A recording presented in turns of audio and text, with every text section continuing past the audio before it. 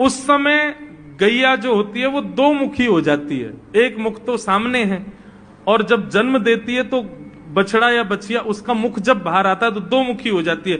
ऐसी दो मुखी गैया की जब आप परिक्रमा करते हो तो पूरे ब्रह्मांड की परिक्रमा का फल प्राप्त होता है।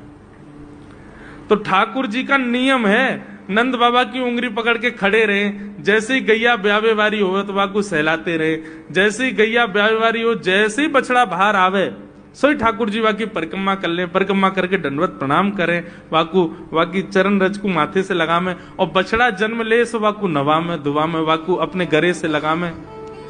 एक दिन ठाकुर जी जोर जोर से रोने लगे।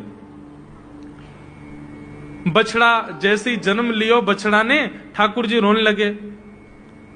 नंद बाबा शांत करा में नहीं माने, बलराम जी ने शांत करायो नहीं माने। यशोदा मैया बोले लाला का भयो, तू रो क्यों रोए?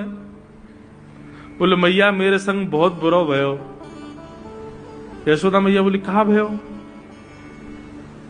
बोले गैया के बछड़ा ने जन्म लियो। मैया बोली तो वाह बछड़ा को मैंने मुंह खोल कर देखो, वाह के सबरे दांत ने करे आए, मेरे जन्म को 3 साल है गए अभी तक 4 ही दांत न करे मैया, वो टूट जाए, रो रहे हैं अपने दांतन को, मेरे दांत चौना न कर रहे सबरे। बाप बछड़ा के जन्म लेते सबरे दांत आ गए, मेरे दांत चौने ही आ रहे हैं। यशोदा मैया ऐसी मधुर बात सुनकर के झूठी झूठी कहती, मैया कहती लाला तू दूध ना पीवे ना, पूरे दिन मक्खन खावे, मक्खन चीकनो होवे, दांत निकरे चिकनो है कि सुई पेट में चलो जाए, तो दूध पिए कर। चोटी पकड़ के रोते मैया मेरी चोटी चौना भर रही। बाप बलराम की चोटी देखो कैसी नागिन जैसी चोटी है वाकी, और मेरी चोटी कैसी है मैया, नेक सी पतरी सी। मैया बोले लाला तू दूध ना पीवे, दूध ते चोटी बढ़े। बलराम में देखिए ऐसा जग भर के दूध पीवे। सो ठाकुर जी दूध को पात्र हाथ में ले में, अपनी चोटी खोल ले में, और फिर चोटी पकड़ करके दूध पी में, और दूध पीते पीते नापते रहे कितनी बड़ी भई की ना भई अभी।